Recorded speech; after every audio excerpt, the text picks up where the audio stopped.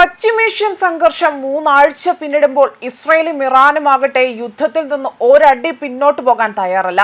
ഇതോടുകൂടി തന്നെ ആഗോളതലത്തിൽ ഇന്ധന പ്രതിസന്ധി രൂക്ഷമാവുകയും ഇന്ത്യ അടക്കമുള്ള രാജ്യങ്ങളിൽ ഇത് കൂടുതൽ ഒരു കടുത്ത പ്രതിസന്ധി ഘട്ടത്തിലേക്ക് തള്ളിവിടുകയുമാണ് ഉണ്ടായത്.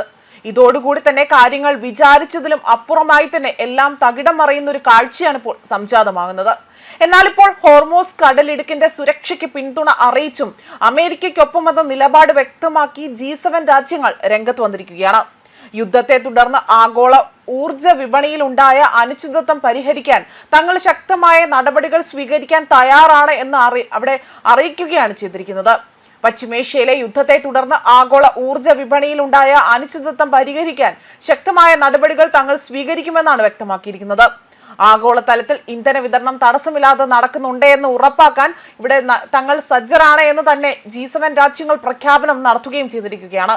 ഹോർമോസ് കടലിടുക്കിലെ സുരക്ഷ ഉറപ്പാക്കുന്നതിനായി തന്നെ അന്താരാഷ്ട്ര തലത്തിൽ നടക്കുന്ന ശ്രമങ്ങൾക്ക് പൂർണ്ണ പിന്തുണ നൽകുമെന്നതാണ് ഇവർ വ്യക്തമാക്കുന്നത്.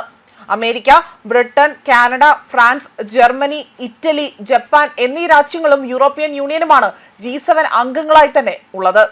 ഇറാനും അമേരിക്ക, ഇസ്രയേൽ സഖ്യവും തമ്മിലുള്ള സംഘർഷം കടുക്കുന്ന പശ്ചാത്തലത്തിൽ ലോകത്തെ പ്രധാന എണ്ണക്കടത്ത് പാതയായ ഹോർമോസ് കടലിടുക്കിലെ ഗതാഗതം തടസ്സപ്പെടുത്തുന്നത് ആഗോള സമ്പദ് വ്യവസ്ഥയെ ബാധിക്കുമെന്ന ആശങ്ക ശക്തമായി തന്നെ ഉയരുന്നുണ്ട്.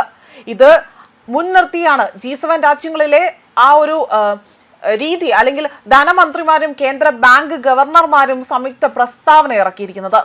വിപണിയിലെ അഴിമതിയായ വിലക്കയറ്റം തടയുന്നതിനും ഊർജ്ജ സുരക്ഷ ഉറപ്പാക്കുന്നതിനും ആവശ്യമായ എല്ലാ സാങ്കേതികവും അതുപോലെ തന്നെ നയപരവുമായ നീക്കങ്ങൾ നടത്തുമെന്ന് തന്നെ അറിയിക്കുകയും ചെയ്തിട്ടുണ്ട്. യുദ്ധം മൂലം എണ്ണവില കുതിച്ചുയരുന്നത് തടയാൻ എണ്ണശേഖരം വിനിയോഗിക്കുന്ന കാര്യവും G7 രാജ്യങ്ങൾ പരിഗണിക്കുന്നുണ്ട്. സഖ്യകക്ഷികൾ തമ്മിലുള്ള സഹകരണം വർദ്ധിപ്പിക്കുന്നതിലൂടെ തന്നെ വിപണിയിലെ ആ ഒരു വിടവ് നികത്താത്തത് അല്ലെങ്കിൽ അതിനൊരു നീക്കമായി തന്നെ നടക്കുകയാണ്.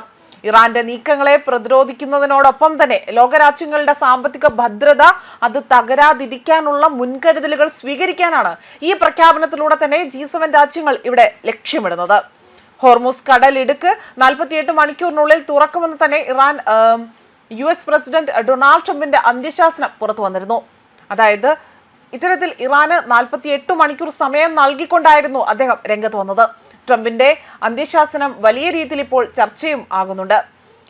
അതേപോലെ ഊർജ കേന്ദ്രങ്ങൾ തകർക്കുമെന്ന ഭീഷണി അത് ഇവിടെ മുഴക്കുകയാണ് ചെയ്തിരിക്കുന്നത്.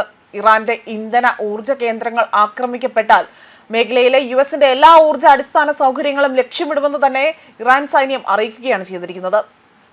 യുദ്ധം അവസാനിപ്പിക്കുന്നതിനെ കുറിച്ച് സംസാരിച്ചതിന് തൊട്ടു പിന്നാലെയാണ് ട്രംപിന്റെ ഈ ഒരു ഭീഷണി വന്നതും.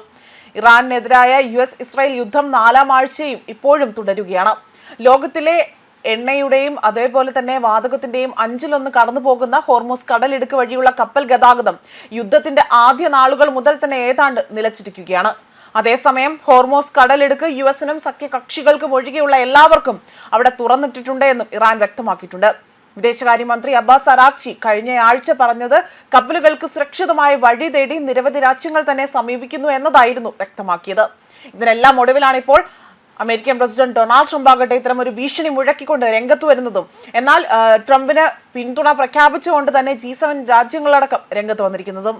ന്യൂസ് ഡെസ്ക് കർമ്മ ന്യൂസ്.